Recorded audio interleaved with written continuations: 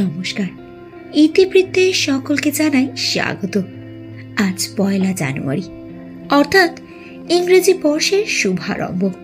তবে এই দিনের আরও একটি বিশেষ মাহাত্ম্য রয়েছে। জানা যায় আজকের এই দিনে ঠাকুর রামকৃষ্ণ পরমহংসদেব হয়ে উঠেছিলেন কল্পতরু। তাই তো এই দিনটি কল্পতরু উৎসব হিসাবেও পালিত হয়। আজ ইতিবৃত্তের প্রথম কাহিনীতে আসুন জানি ঠাকুরের কল্পতরু হয়ে ওঠার কাহিনী। ঠাকুর রামকৃষ্ণ পরমহংসদেব, যিনি ছিলেন 19বিংশ শতকের এক প্রখ্যাত ভারতীয় বাঙালি যোগ সাধক, তিনিই বলেছিলেন বিভিন্ন ধর্মগুলি ঈশ্বরের কাছে পৌঁছানোর বিভিন্ন পথ, যাদের লক্ষ্য একই। কিন্তু ঠাকুর কিভাবে হয়ে উঠলেন কল্পতরু? আজ জানব সেই কাহিনী। কল্পতরু উৎসবের সূচনা হয় 1886 সালের 1 জানুয়ারি।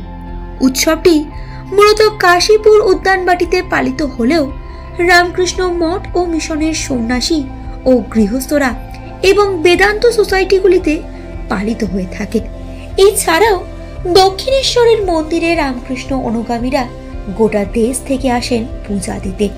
জানা যায় এই দিনেই ঠাকুর নিজেকে ঈশ্বরের অবতার বলে ঘোষণা করেছিলেন, যার পিছনেও রয়েছে একটি কাহিনী। সেই সময় ঠাকুর আক্রান্ত হয়েছিলেন দুরারোগ্য গলার ক্যান্সারে। তার শারীরিক অবস্থারও যথেষ্ট অবনতি ঘটেছিল, আর সেই সময় চিকিৎসার সুবিধার্থে ঠাকুরকে নিয়ে আসা হয়েছিল উত্তর কলকাতার কাশীপুর অঞ্চলের একটি বাগান বাটিতে, যেটি বর্তমানে কাশীপুর উদ্যানবাটি নামে পরিচিত।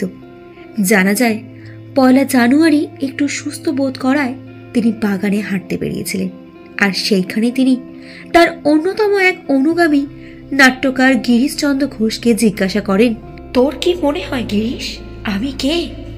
গিরিশচন্দ্র জানান তিনি বিশ্বাস করেন যে ঠাকুর রামকৃষ্ণ পরমহংসদেব মানব কল্যাণের জন্য মর্তে অবতীর্ণ ঈশ্বরের এক অবতার। গিরিশচন্দ্রের কথায় ঠাকুর বলেন, আমি আর কি বলবো, আশীর্বাদ করি তোমাদের চৈতন্য হোক। জানা যায় এরপরই রামকৃষ্ণদেব সমাধিস্থ হয়ে তার প্রত্যেক শিষ্যকে স্পর্শ করেন।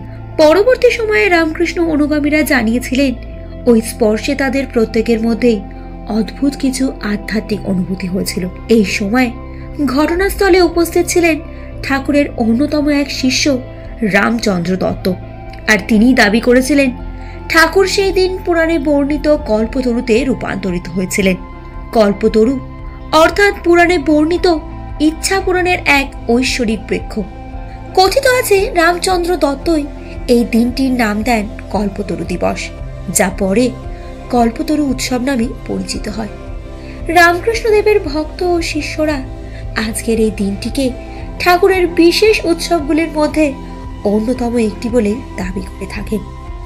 আজকের এই কাহিনীটি ভালো লাগলে লাইক এবং শেয়ার করে দেবেন, আর এই ধরনের আরও কাহিনী জানতে অবশ্যই আমাদের এই চ্যানেলটিকে সাবস্ক্রাইব করে দেবেন। নমস্কার।